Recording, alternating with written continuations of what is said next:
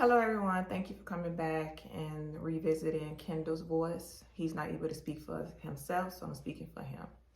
Yesterday I did 2 videos. I wasn't able to go back and look at the videos, so when I post the videos, it will be a raw, natural, unedited video. It's hard for me to talk about it, but like I stated yesterday, I feel compelled to tell his story. Maybe it's meant for me to tell his story to help someone else who's going through similar situations or is afraid of the unknown, not being able to know what's next, because what he does has is rare. So it's not that much information on it, at least not back when I found out what he had. So I do have notes this time. Yesterday, I felt like I was missing some things maybe. And then in another video, I may touch on the missing pieces if you guys have any questions or things like that. So I'm just going to go over today the hospital stay, what he actually has, and a gift shop incident that happened that I feel like is special. So let me just grab my phone, you guys. I'm sorry. And just to say, this is the first time that I actually am telling this. Like, I never spoke about the beginning to where he's at right now. I've never opened up about it. I felt like I just had to go through it with him, and we end up where we end up. There was no point of talking about it because I felt like it would have made me weaker in a sense, and I felt like I needed to be strong for the both of us.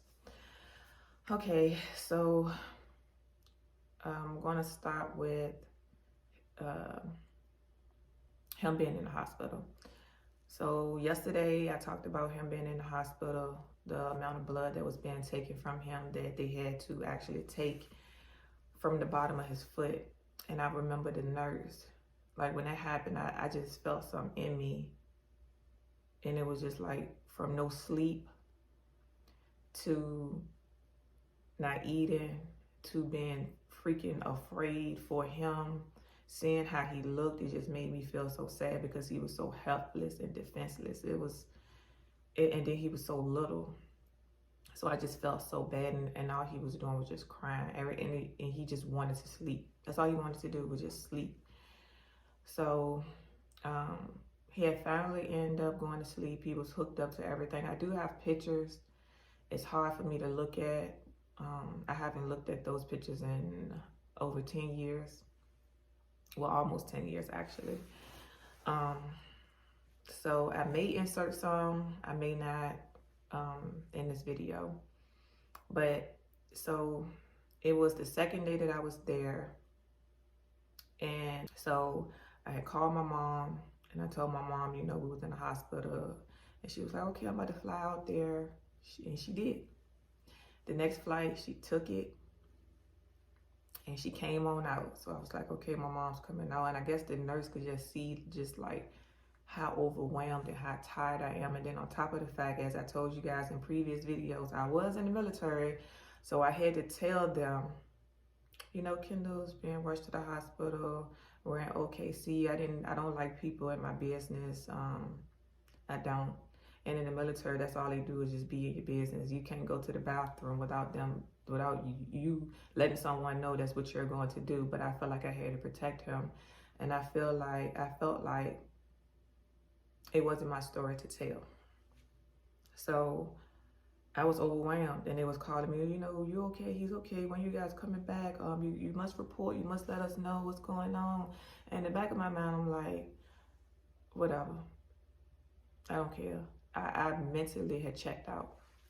So, but I did let my platoon sergeant know, that we was in the hospital. I wouldn't be able to report and things of that nature.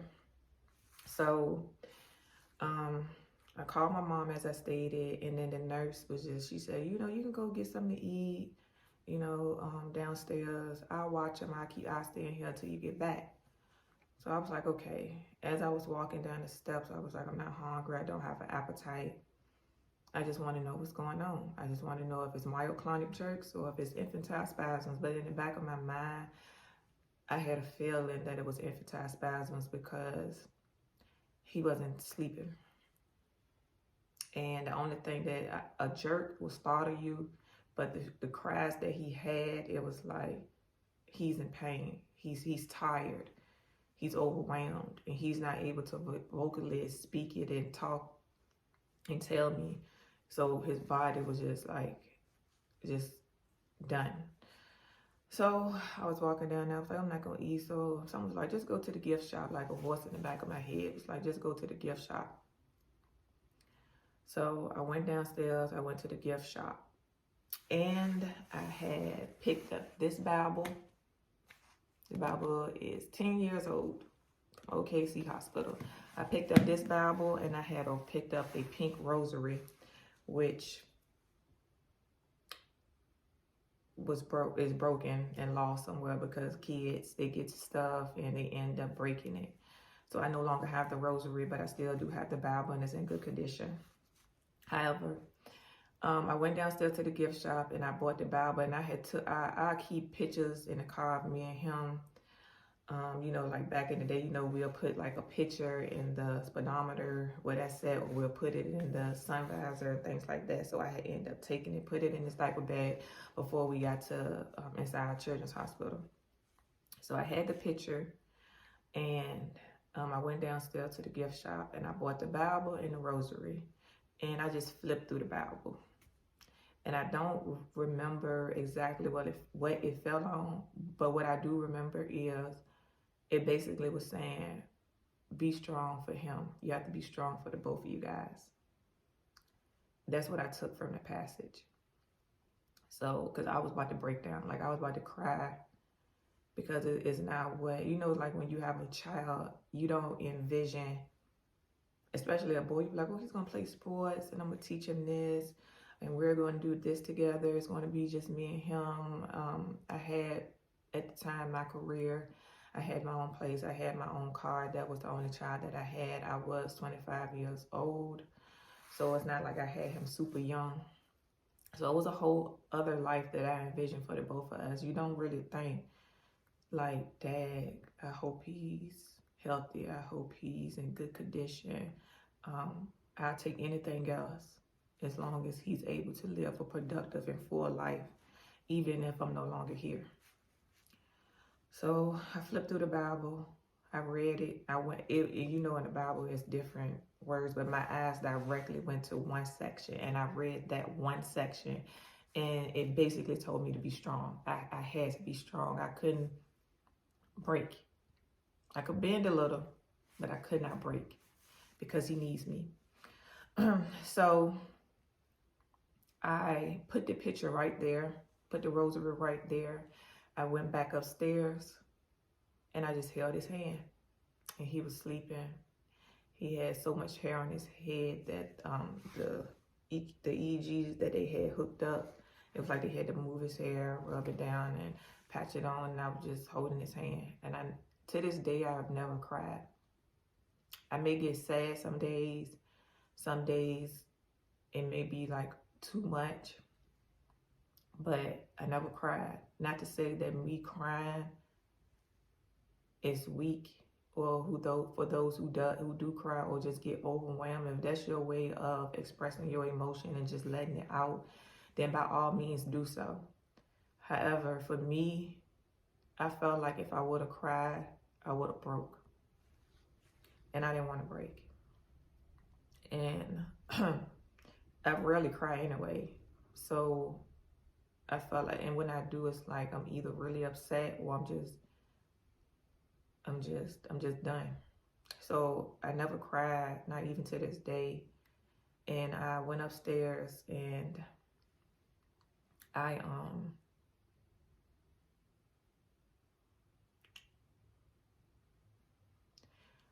had the Bible, I held his hand, and it was like a big window. You know, hospitals, they just have a big window and you can oversee the town. And I was just looking outside, and there was a highway, and I was just looking at the highway. And I was just praying, and I was like, God, like whatever is meant for us, it's meant for us. And I know that you gave me this task because you knew that I would love and care for him.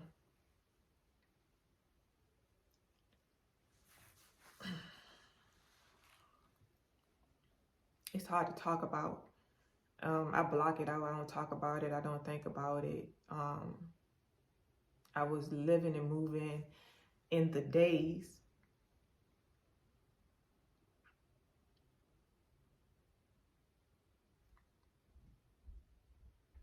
I was living and moving in the days and living day by day instead of thinking about, tomorrow. But right now, I'm just like reliving the past and like really thinking about everything that I went through. And I literally was by myself. It's different if the situation happened and you're at home, your hometown. You're surrounded by, your family, your mother, your sisters, your brothers, someone that probably can come over, take your mind off. It's someone who probably can watch and while you at least get like 3-4 hours of sleep. But I had, so my mom ended up coming. She flew in, and like I stated, I had drove. So I had picked her up from the airport. The nurse watched them for me while I went to go pick her up from the airport. And she was there with me. That was the only one. And we stayed in the hospital 3 days. They did tests and things like that. The only thing that I really had a problem with is like when you going through those type of emotions. And OKC is a training school. So they had students in there, and due to the fact that his condition is rare, she was like, the doctor came in, to be honest with you, I don't even think they asked. I do know by me, being in the medical field now, that they do ask you, is it okay if, the student come in? She may or may not have, I don't know. I don't remember the fact that she did, but me being under the conditions that I was, I don't know. And I may have said yes, thinking that maybe it probably was like one, but when they came in, it was like 4 or 5 students. And it was like he was an experiment and not a child. So I'm just sitting there listening to them talk. And when she came in, and told me, what he had, I was completing her sentences. Because as I stated in the first video, or maybe the second, I researched everything. I knew the signs, I knew the symptoms, I knew the treatment, I knew if it did or if it didn't work, what would or wouldn't happen. And she was like, you really did your work. He's good to have a mother like you. And that meant a lot that when she said it. But all them students in there and hearing them talk and the questions and all that stuff, I was like, can you please? In the back of my mind, I just wanted them to get out. I don't feel like I feel like the last day when you almost about to go home and they're taking him off everything they can see, and maybe you guys can talk. And once you know what he has, instead of telling me with them and we going over everything with them, I didn't like that.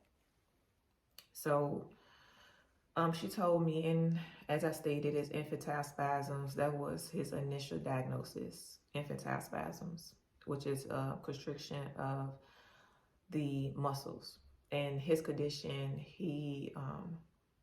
it did affect his brainwave as well, which is a form of a seizure. So he was having silent seizures. That was the reason why he wasn't able to eat like that, why he really wasn't able to sleep at all, why he was always crying. It was just silent, and I did not know. And the more, because he had started to lose what he had learned. So the more that the seizures was happening, the more he lost, the more he did not know how to hold his bottle. He did not know how to babble anymore. He was just completely silent. He did not, his eyes were starting to cross. He was just there. He was just a baby that was just there. So they were telling me, everything that was to come, what to look out for. The medicine that he was going to be on was ACTH, and the vial was literally this big. This wide, this tall. And that medicine, thank you for the military, and thank you for the insurance that I had through the military, because that medicine was $20,000 and some odd cent. And when I received the bill in the mail, the only thing that I had to pay was the some odd cent. The military covered the $20,000 vial of medicine that he had to take for 2 weeks. So I will forever, I feel like everything happens for a reason. I do. I'm not one to say why, because I don't know until the journey has ended and I'm on a new route. I just play with the hand that I was dealt until the game is over and I get a new deck of cards. That's it. But I want to stop it here.